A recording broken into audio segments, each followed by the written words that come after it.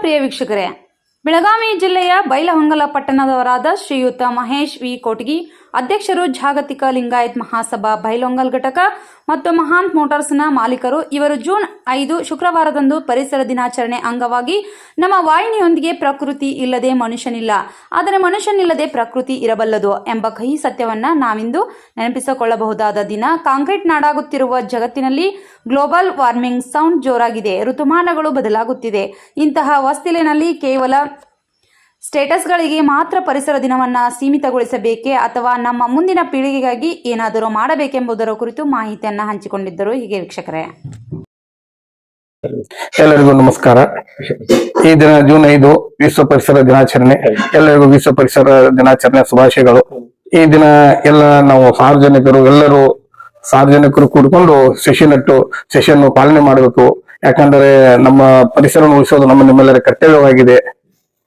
ಇದು ವಿಶ್ವಸಂಸ್ಥೆ ಜೂನ್ 5 ವಿಶ್ವ ಪರಿಸರ ದಿನಾಚರಣೆ ಆಚರಣೆ ಮಾಡ್ಬೇಕಂತೇಳಿ ನಿರ್ಣಯ ತಗೊಂಡು ಈ ಭಾರತ ದೇಶ ಎಲ್ಲ ಇದು ವಿಶ್ವ ಪರಿಸರ ದಿನಾಚರಣೆ ಆಚರಣೆ ಮಾಡ್ತಾ ಇದ್ದಾರೆ. ಎಲ್ಲರೂ ತಮ್ಮ ಹೊಲದಲ್ಲಿ ಅಥವಾ ತಮ್ಮ ಗಾರ್ಡನ್ದಲ್ಲಿ ಸಸ್ಯವನ್ನು ನೆಟ್ಟು ತಮ್ಮ ಮಕ್ಕಳಂತೆ ಅವನು ಪಾಲನೆ ಪೋಷಣೆ ಮಾಡಬೇಕು. ಅದೇ ರೀತಿ ಪಾಲನೆ ಪೋಷಣೆ ಮಾಡಬೇಕು. ಕಾಡೆಲ್ಲ ಕಡಿಮೆಯಾಗಿ ಬರೀ ಕಾಂಕ್ರೀಟ್ ನಗರಗಳಾಗ್ಬಿಟ್ಟಿದೆ. ಎಲ್ಲೂ ಗಿಡ ರಕ್ಷಣೆಗಳು ಇಲ್ಲ. ಇದರಿಂದ ಪ್ರಾಣಿ ಪಕ್ಷಿಗಳಿಗೆ ತುಂಬಾ ತೊಂದರೆ ಆಗ್ತಾ ಇದೆ. ಆದ ಕಾರಣ ಎಲ್ಲರೂ ಕಾಡನ್ನು ಬೆಳೆಸಬೇಕಾಗಿ ಅರಣ್ಯವನ್ನು ಉಳಿಸುವುದು ಕರ್ತವ್ಯ. ಕಾಡನ್ನು ಬೆಳೆಸೋದು ನಿಮ್ಮೆಲ್ಲರ ಕರ್ತವ್ಯವಾಗಿದೆ. ಆದ ಕಾರಣ ಎಲ್ಲರೂ ಸಸಿಯನ್ನು ನೆಡಬೇಕು. ಸಸಿ ನೆಟ್ಟವನ್ನು ಪಾಲನೆ ಪೋಷಣೆ ಮಾಡುವುದು ನಿಮ್ಮೆಲ್ಲರ ಕರ್ತವ್ಯವಾಗಿದೆ. ತಮ್ಮ ಮಕ್ಕಳಂತೆನೂ ಸಸಿಯನ್ನು ಕಾಪಾಡಬೇಕು. ಮೊಬೈಲ್ ಸೆಲ್ಫಿ ಸಲುವಾಗಿ ಹಾಕಬಾರ್ದು.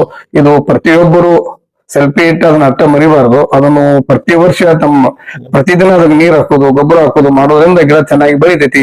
ಇದನ್ನು ವಿಶ್ವ ಪರಿಸರ ದಿನಾಚರಣೆ ಆಚರಿಸಲು ನಿಜವಾಗಿ ನಾವು ಮಾಡಿದಂತಾಗುತ್ತೆ. ಪಾಲನೆ ಪೋಷಣೆ ಮಾಡಿದ್ರೆ ಮಾತ್ರ ವಿಶ್ವ ಪರಿಸರ ದಿನಾಚರಣೆ ಆಚರಣೆ ಮಾಡಿದಂತಾಗುತ್ತದೆ.